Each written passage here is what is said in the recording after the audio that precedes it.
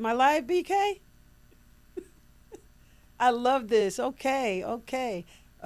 Generally, I would say come in here. I can't wait for you guys to get in here, but I want you to like, share, and subscribe to platform to Sonotainment's YouTube page, but also share this post because this is Women's Month. And I told you we're going to have some dynamic women, and I'm so excited and so thrilled to have the mayor of Norwalk, the first female mayor of Norwalk in 50. 50 years. 50 years, everyone. This is Madam Mayor, Barbara C. Smyth. Thank you so much, Barbara. Thanks so much for having me, Melody. I'm really, really happy to be here. Yeah, I'm excited. I'm excited that you took time out of your busy schedule because I know how busy you are. I know because you told me, but I can't wait for everyone else to know and understand how busy you really are. I am. You knew I'm late because I couldn't get out of a meeting. Yes, which is okay to be, you're right on time nonetheless. Perfect. What I want people to know is what attracted me to you is the things that I found out about you before being Common Council. So all I used to know was that you were the president of the Common Council and you were a school teacher. But what did you do before that? Well, I did a lot before that. Prior to that, I worked in the music industry, in the radio industry. And so, and I'm a mom, as you know, so I have 3 great kids. That is probably the thing I'm proudest of in my whole life, is being a mom to these 3 great kids and grandma to my 2 grandkids. But yeah, I worked in the radio industry. I came out of college. I got involved in college radio, and I, worked as an air personality. I did a little stint in news when I first came out of college. But yeah, I spent about 15 years on and off the air, mostly on. But most recently, I worked at 98Q in Danbury, where I was the midday air personality and music director. And I actually was an award-winning music director. Oh, yep, wow. Brought national recognition to the station, and it was really a lot of fun. Really a lot of fun. So did you have a handle? What name did you go by in radio? radio? It's just, well, it was my, I used the name of my first husband, so I was Barbara Corbett. That was me. Yeah, yeah. Okay, so was it Midday Talk with Barbara Corbett? That was music. It was midday music. Yeah, and I would keep listeners company throughout the workday. It was a different time. That was back in the 80s and early 90s that I was working. When the good music was out. It was so good. A lot of great music in the 90s. In fact, my daughter texted me about 2 weeks ago and said, "Mom," as she does, like all caps, "Mom, you were so lucky to work in radio during the 90s." And she sent me this 90s playlist that she had been listening to. So, but music really was a part of my life since the time I was a little girl, because my dad was a musician. And I love it. Yeah, yeah. He's still alive. We were just talking about him, but he's still alive. But yeah, he played trumpet. And he was a singer, and he was an amazing singer. And so it just was a part of my life growing up, and continues to be a part of my life, even though I don't work. It's been a long time since I worked in the radio industry. So you have a degree in music also? No, my undergraduate degree is in communications. Oh, communications. Yeah, communications. Okay. And then my graduate degree, of course, is in education, which, I went into teaching as my kids were going through a lot, and I felt like they were growing up in a changing world, and I really wanted to do something to help kids at the same time that radio was really being taken over by corporate, all these corporations, and it just wasn't feeling the same, and I knew I needed a change, and so that's when I got my graduate degree and became a teacher. Nice. So what did you teach? English. English? Yes. What grade? I taught middle school, 7th and 8th, and high school. So high school, I did 1 year with freshmen and 1 year with seniors, but mostly I taught sophomores, which was really wonderful. Is that your favorite? Was that your sweet spot in teaching? It's hard. What was your favorite grade? I loved every grade. They do say that you have to teach 7th grade, you have to be insane.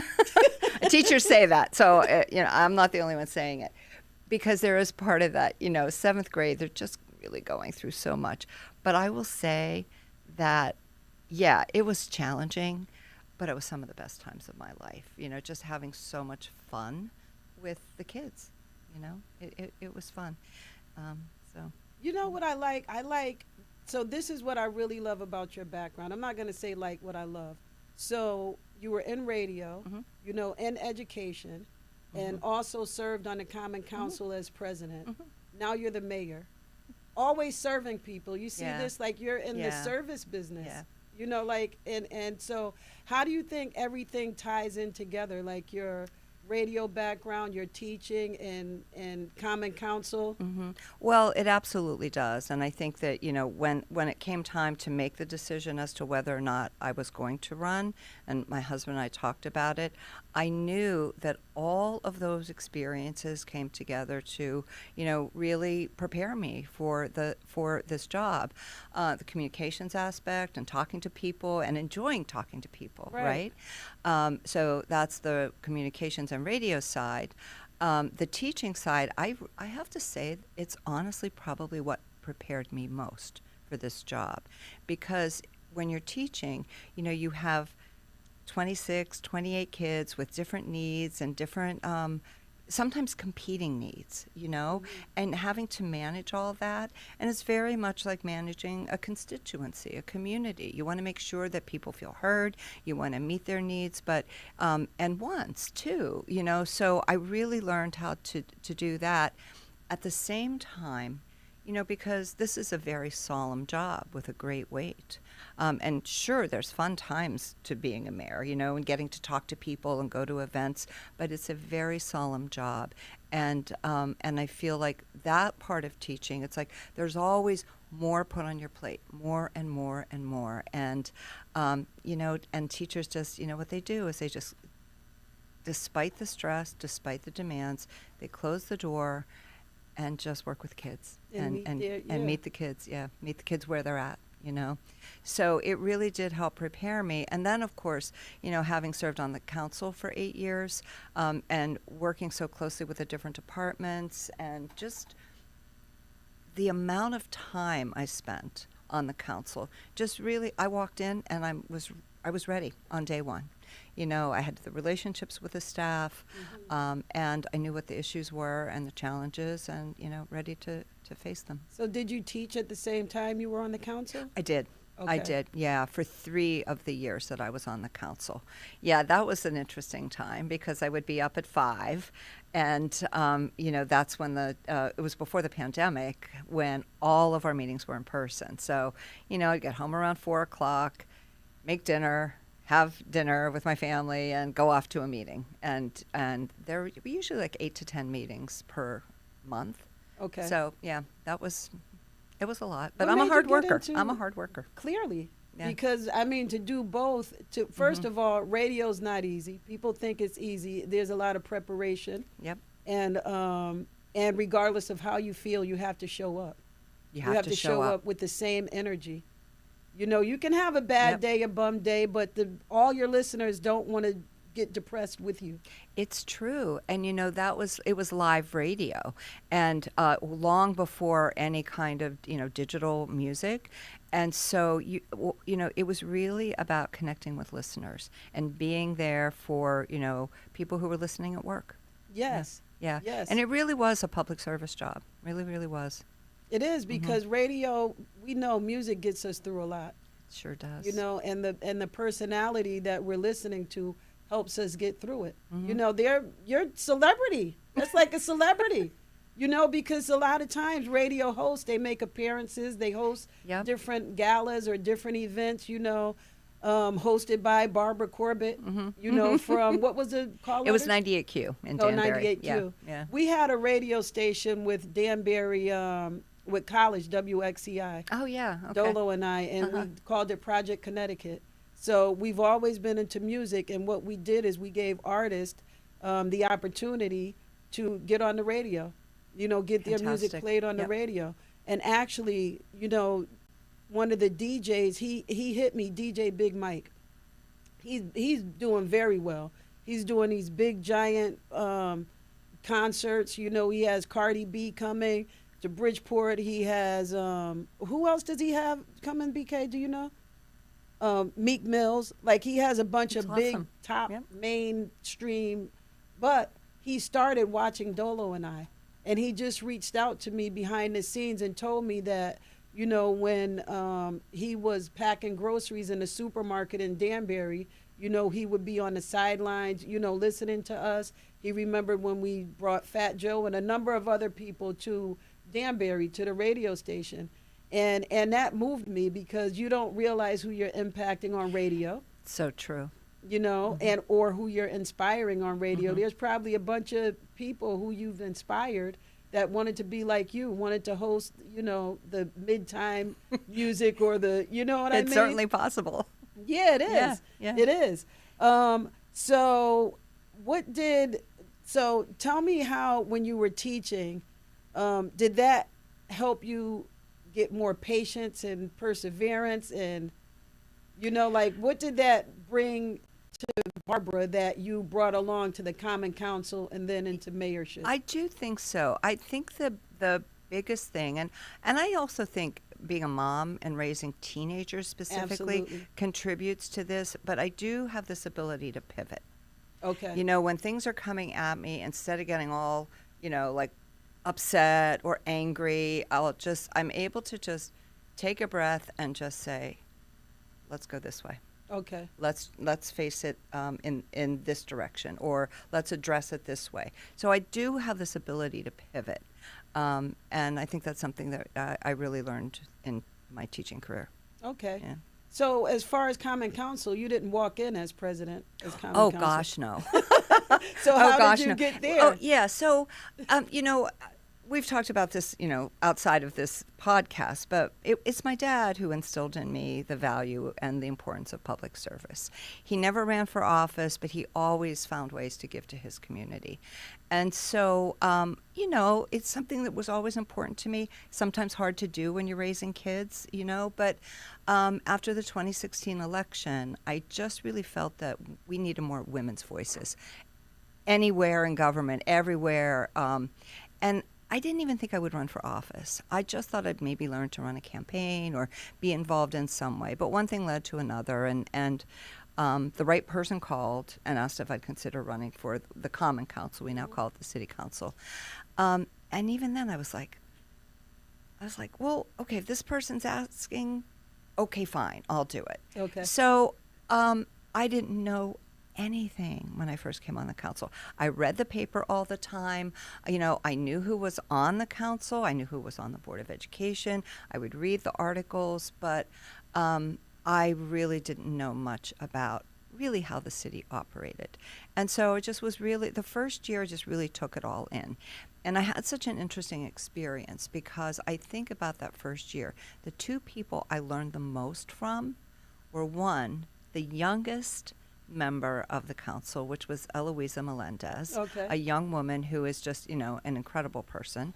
I learned the most from her, and I learned the most from Doug Hempstead, who is a Republican, but he had served on the council. He had so much institutional knowledge, and I really valued what I learned from both of them. And so, yeah, just as, time went on and I got more involved and I felt more comfortable asking questions, speaking out, it was just, I, was asked if I would run, and I was like, for council president, I'm like, after the second year, I said, okay, fine, I'll do it. And so, yeah.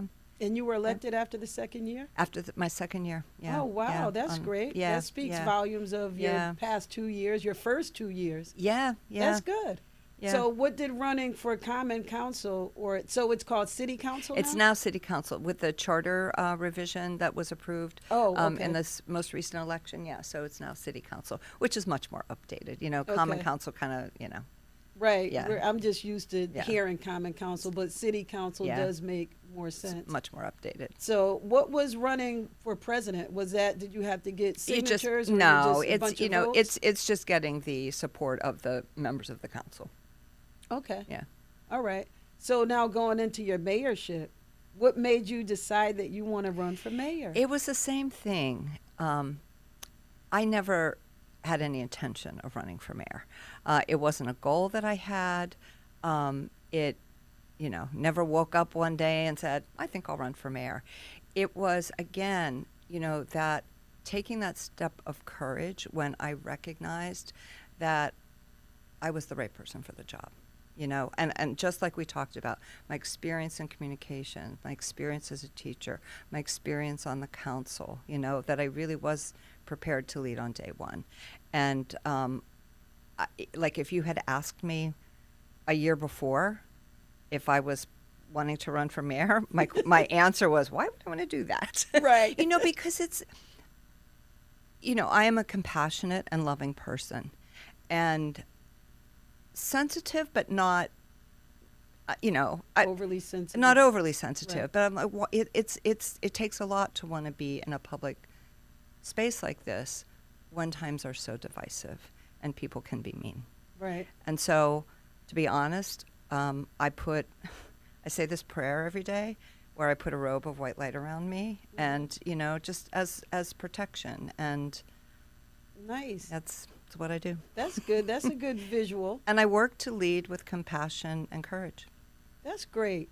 That's great. You are a very special person, and you exude good energy. I'm a sucker for good energy. I love that. I get it from my parents. Well, thank you, Mom and Dad. I love that. And so how did it feel? So I understand why you ran for mayor, but how did it feel? Did you ever feel intimidated being a woman running for mayor, knowing we haven't had a female mayor in 50 years? I never did. And I'll tell you why. Because, as I mentioned, I'm a very hard worker. And there were some people who said, and I'd heard it, they didn't think a woman could win. They didn't think they had concerns. And I said, watch me. Okay. Just watch me go. And that's what I did. I worked really, really hard. I was out there on the doors, did everything that I knew I needed to do. So how I'm a is fighter. Clearly, Yeah. because you had other opponents, Yeah. that were in the ring, Yep. and so how is One, it? my dear friend, in the primary, Darlene and I have Oh, been yes. close for many years. Yeah. So how did that feel? Did that feel weird? I mean, It's kind a of little like the weird. nail salon incident or hair salon we were talking about? No, Darlene and I, we have a history as friends together and working together as Right. colleagues, Right. know, and so it's, we both had the perspective of, we'll just keep it on the up and up, and we're both running for our own reasons, and whatever the electorate chooses, we'll be okay with. Right. So, yeah. So you Yeah. two are still friends? Oh, of Everything is course we still are. good? Of Okay. course we are. All I right. saw her in the hall yesterday, and we gave each other a hug. Oh, good. Yeah. Good. Yeah. And that's good when us women, Mhm. we can run, we can be in a competitive field. Yep. And still get along. Yeah. And understand that, this is what I want to do Yeah. too. Yeah. So I want it, may the best woman win. Yeah. You know? I have great respect for Darlene. She's an incredible community leader. Yes. She really is. And, I have valued the work that I've done on the council with her, and, and our friendship. Yeah. I Yeah. love her too. In fact, the guitar that's hanging in there, she gave that to us Did when we she? first opened. That's awesome. Someone gave her a guitar, and she couldn't think of anyone who could use it. And she saw Dolo and I, and she's Yeah. like, you know what? I have something for you guys. Went to her trunk, popped it, and gave us this guitar that we've had since the day we opened the studio. That's awesome. So there's always Yeah. a piece of Darlene yeah. in here. Yeah, and that's the kind of person she is. She's very giving. Yeah. Yeah. So how is working as the mayor? So you were saying long hours. Like, how do you? Oh, like, yeah. Yeah, a lot tell of us a little hours. bit about that, being mayor. Like, what is being mayor about? Well, I mean, it's really about, how I talked about, being a teacher, right? And wrapping my arms around my kids and really leading them to be the best that they can be. It's the same thing, where I wrap my arms around my city. I work with a great staff to make the best decisions we can for all the people of Norwalk. And I think one of the things that is really important being mayor is the recognition that I'm mayor for all of Norwalk, Yes. no matter what party you belong to, right? And even there's a change in that, even from serving on the council, right? You really have to be a voice and consider everyone's perspective. So, and that's something, and, and I'm someone who really likes to bring people together, and that's what I'm working on. So that's important. We're in a very difficult um, budget season this year, and that's a great weight, because I know that every decision that we make affects our taxpayers, and so that's the solemnness about the job.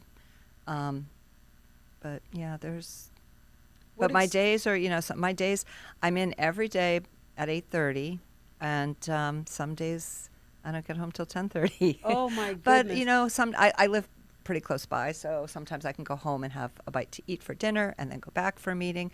But with budget season and serving on the BET, the mayor serves as ex officio member of the BET. There's a lot of meetings right now. So What excites you most about being mayor? I think excitement is kind of the wrong word. Okay. And because a lot of people ask me that question. Okay. Because it conjures up ideas of like images of birthday parties and Okay. and holidays. Yeah. And sometimes there is excitement, right, about initiatives, or we get some good news about funding that we've received, and it's really exciting that we're going to be able to do a project or move forward an initiative. But again, it is a solemn job and a great weight, and so that's why I think excitement's the wrong word. Okay. Yeah. Yeah, I get that. Yeah. Yeah. All right. So, how do you feel about, what do you think Norwalk needs the most? Or one of the things. I know there's tons of things that you may think Norwalk I think we needs. need to listen to each other. That I we really just think we need to really listen need to each listen. other. Yeah, yeah, and love. Nice. And just get along, right? That might be, Pushing the envelope. well, it's idealistic, right? I would love it if we could all get along, but I think it boils down to respect, Okay. right? Respecting one another as human beings, and I think we could use a lot more of that. How do you think the arts and music and culture plays in the city of Norwalk? Like, Oh my where do gosh. you see that going, or like, have we been missing it in your opinion? You know what? It's been building for a number of years. This, arts and culture. We've got the arts and cultural district. We have all kinds of music going on. I mean, look at what you've been doing here. There's other recording studios in town. We have an incredible growing music scene in the Wall Street area. So these are the things that build community. Right? Arts and culture. That's what builds community. That's what improves our quality of life. And I like to say, makes Norwalk a pretty groovy city. Okay. Yeah. That's right. You want to know Yeah. something interesting? Is that Wall Street Theater, Mm-hmm. that was our first recording studio on the second floor. Ah, okay. And then C. Brown sold the building, right? Mhm. Then we moved to where Factory Underground is. Okay. So that was our second Okay. recording studio. But the problem there is they didn't have a bathroom. And at that time, we didn't have funding. We didn't have Yeah. any money to build a bathroom. So we didn't stay there very long because we had our nonprofit. I don't know if you know, we have a nonprofit called the Lift Foundation, which is an acronym. You know about Lift. Yeah. Yeah, an acronym for Learning is Fun Too. Absolutely, because that's what we do the Juneteenth Oh, yeah. under, and the Black Heritage Parade. We're doing that parade again, right?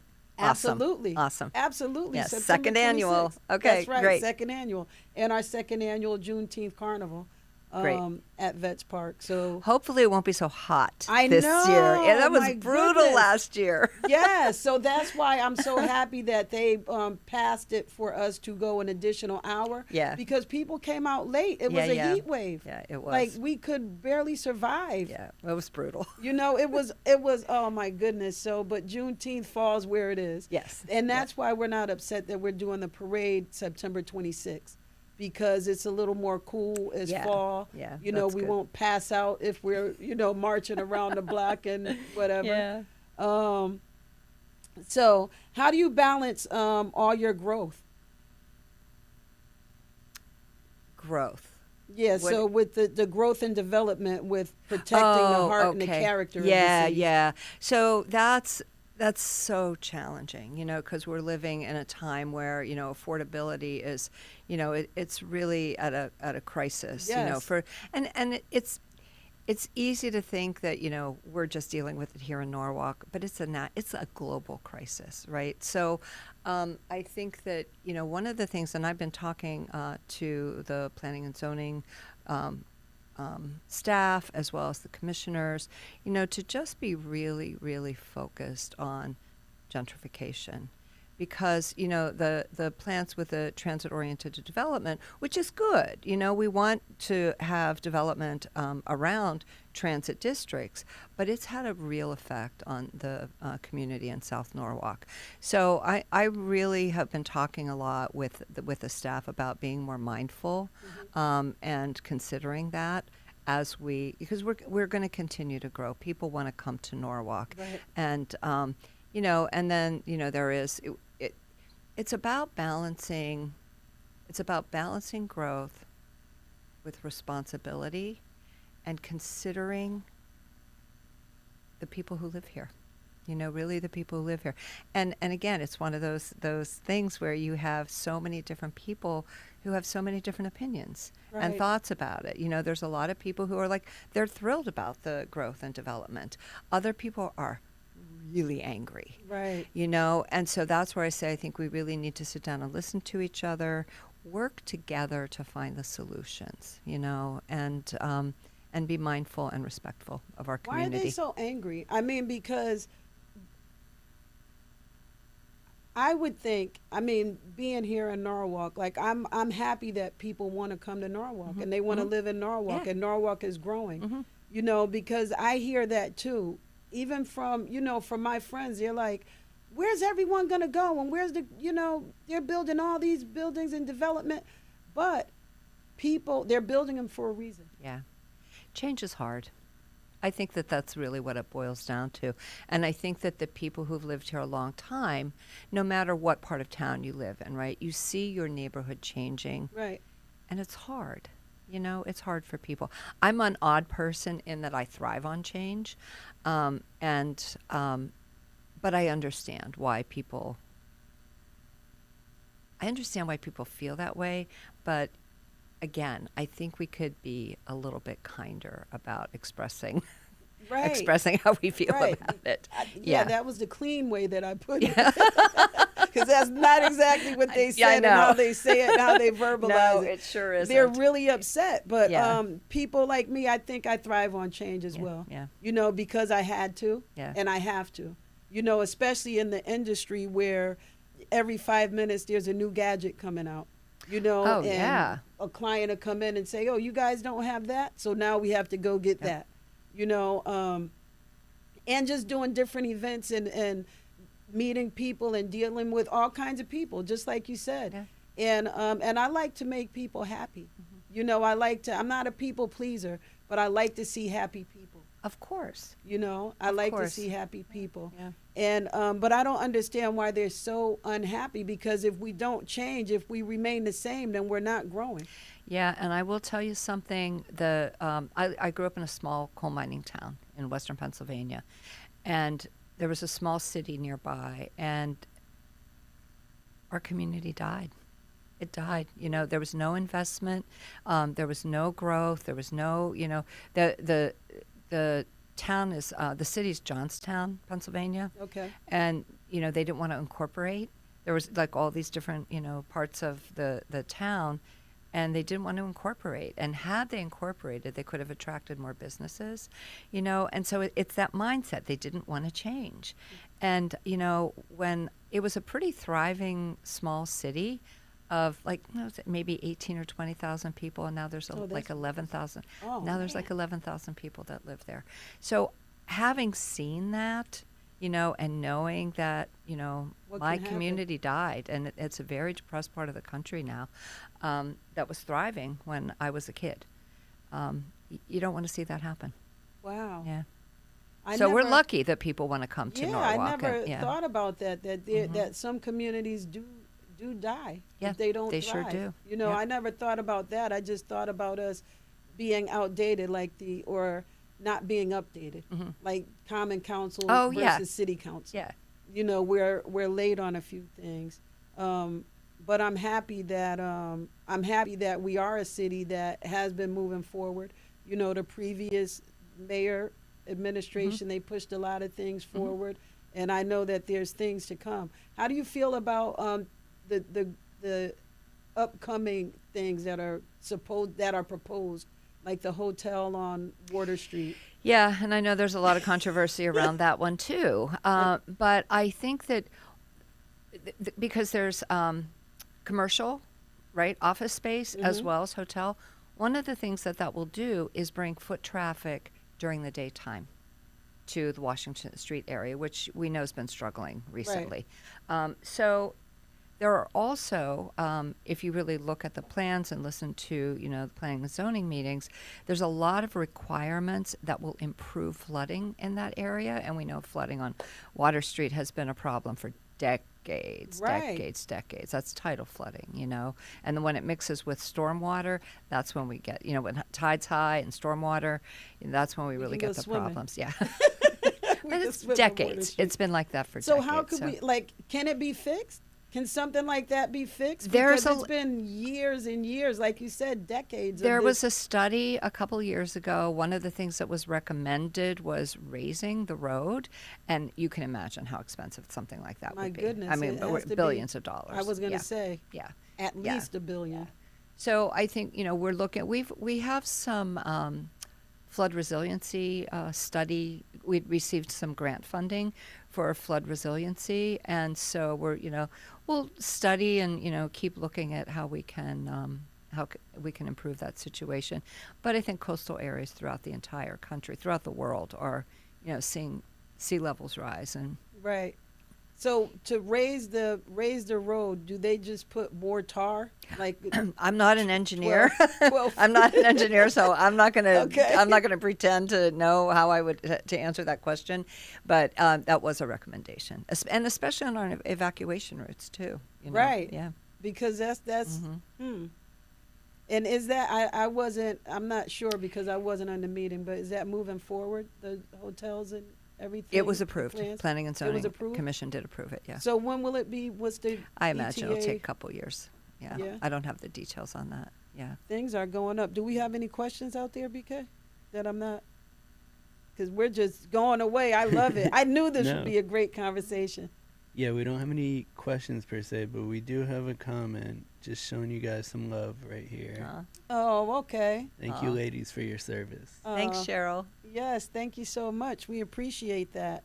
With it being Women's Month, what do you hope young women, and especially young people in Norwalk, see when they look at your journey? Oh, I hope they see someone who's approachable and someone who, like I said, I work really hard. And I think it's important to recognize that it does, you do have to work hard to, to get to where you would want to be, right? But I think just the fact, and I don't take that in a lot, that I have since I've been in office more so, but what it means to young girls, to young women, that there is a woman in this position. Yes. And I think anything that that uplifts girls, and to know that they can be and do whatever they want. I mean, what a gift that is to me, right?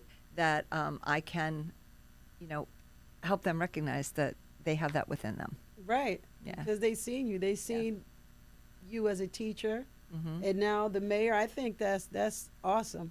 I got to tell you, one of the best things in my life is when I see former students in the community.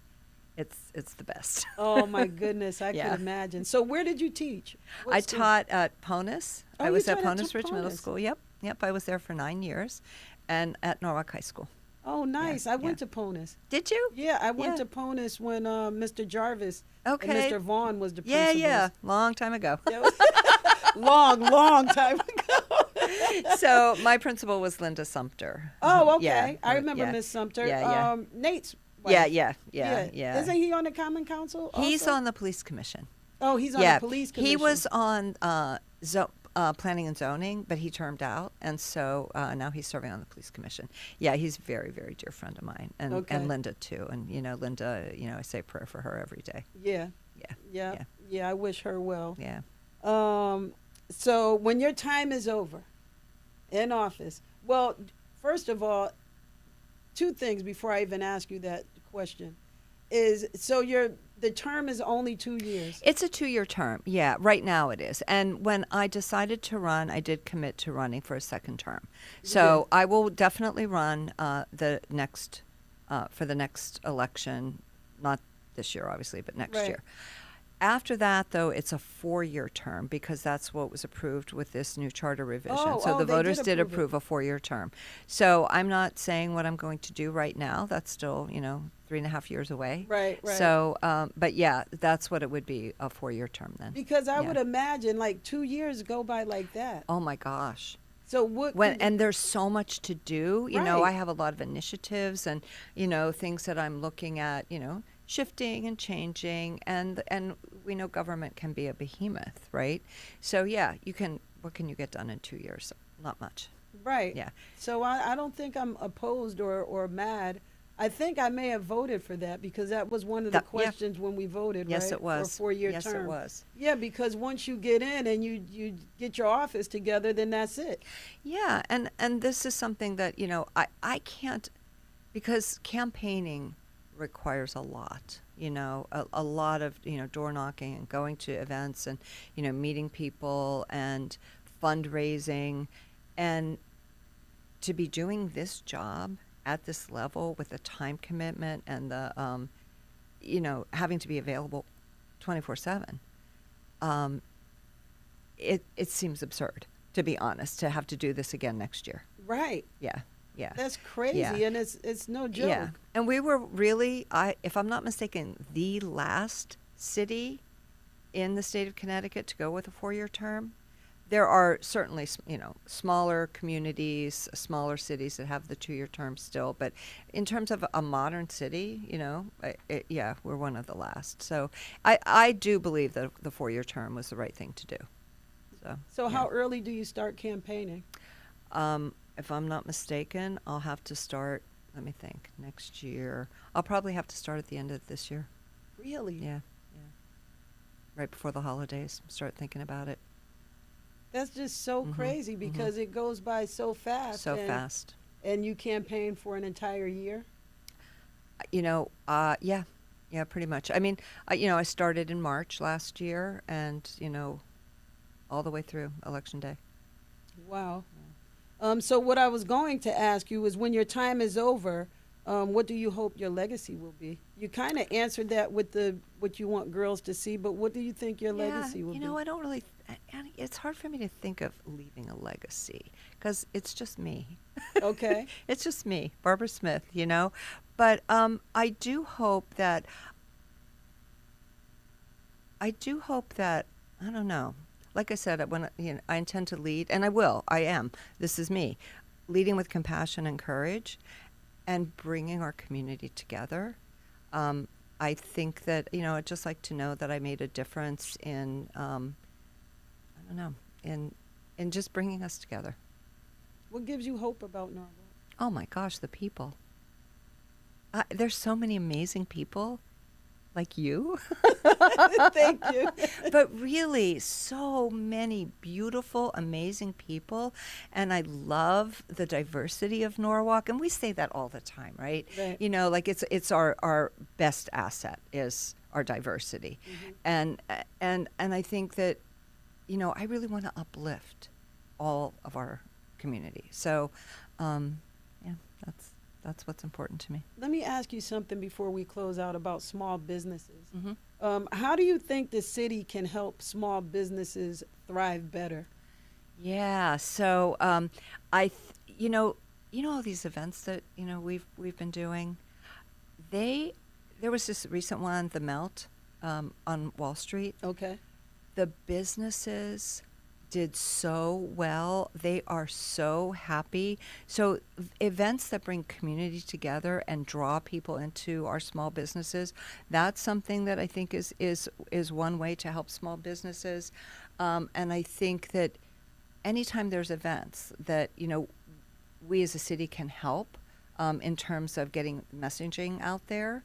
And I think startup is also important. Right. So, we're working on an online permitting system so we can make it easier for small businesses to get started faster and really get up and going. So I think there's a lot of creative ways that we can help our small businesses. I just seen in a news break that there's another small business that's closing. I think it's on Isaac Street because of the construction. Yeah. They're not getting people. Yeah. Like, is there anything as from a city perspective that could help people like her or him? I don't know who owns it. Yeah. But stay afloat because Mhm. there. I've known a few businesses myself when there were a lot of construction Mhm. workers Mhm. on Elizabeth Street. Mhm. There was no way to get to Elizabeth Street to solicit the business, so they had to close because their rent was more than what they were making. Yeah.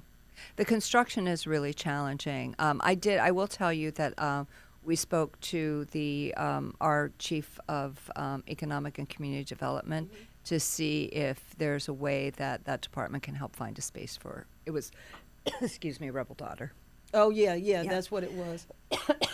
Is that a bakery? Yes. Okay. Yes. Okay, yeah, because I thought I did see, bakery, Mhm. whatever. So you would like the city or someone Yeah, would there try may to be. help Yeah, find- there may be a space that she may not know about. Maybe we could help her find a space. Yeah, Okay. I'd like What to see about that funding? happen. Like, is there any help for funding for a small business? There's help for starting up a small business. We've got the Kiva program. Oh, right. Things like that, Mhm. and with a focus on helping women and minorities start up businesses. Okay, you okay? Sorry. Yeah, just dry throat. Okay. You need some more water? I know. So, BK, do you have any questions that you've always wanted to ask the mayor? Because here she is. Here I am. I don't know. So you're from Norwalk the majority of your life, right? You said. I've been here 27 years. Yeah, my husband grew up here. How does it feel to be just like somebody that everyone has to come to or wants to come to at this point? Like, does that get overwhelming? How do you kind of deal with that aspect of it? Well, like I said, I taught 7th grade. Sure. I raised 3 teenagers. I don't get overwhelmed with it. No, Okay. no. But again, I do my very best to respond to constituents. Even when they're angry. I got an email this morning from someone who was very much yelling at me, and I respond. Because I think that that's important. Yeah. Yeah. Thank you. You're welcome. Yeah, so is there anything that you want to say to our audience? No, not Before we particularly. leave? Just thank you so much for having me, Sweets. I really, you're really appreciate it. welcome. It's always a pleasure to see you, and great to be here. Yes, you're Yeah. welcome, and thank you for everything that you do and everything that you will do. I know you'll be great in this role. You've been great in this role. I'm going to do my And- best. Yes, and just your energy and just taking time out, to come here. We talked about it, and I know that you're busy, like from sun up to sundown, basically, and just to take your lunch and and come and just chat with us. It's Yeah, I very might go next door inspiring. and grab some lunch on my way out Absolutely, please let me treat you to lunch. here. No, that's okay. I would love to treat you to lunch. Actually, BK and I talked about that. I said, what did I say? Tell her. He said, we're doing lunchtime interview. Should we have lunch first? Should we at least have some no, it's okay. vegetable I have to get platter or back for a something meeting. out here? Yeah, I got to get like, back for a meeting. So what could we no. do? I'm like, should we But have we'll some have lunch vegetables, another some- time. We'll have lunch another time. Okay. Yeah, All you right. bet. That's Absolutely. fine. But I thank you because Women's History Month is, it's a really great time to be able to do this with you. Yes. Yeah. And I'm happy because I'm sure you're such an inspiration, and just everything, your journey, everything that you've As done. are you. As are you. So Thank you. it's a great way for us to. What's today's date? The 26th. Yeah. Closing up Women's History Month. Yep. Yeah. Yeah. Yep, and I'm just starting my series, and I love that I opened it up with you. So I wanted to close out Women's History Month with just giving different women a platform to speak, using my platform, you know, my resources that I have, just to get us some exposure and talk about how great we are and the great things that we do and the difference that women really make, because, you know, who run the world? You bet. Women get it done. Yes. Thank you so much. I appreciate you for being here. And that's it. Everybody, the mayor of the city, the great diverse city of Norwalk, Mrs. Barbara C. Smyth. Thank you so much for being here. Thanks, and thank sweets. you all for being here.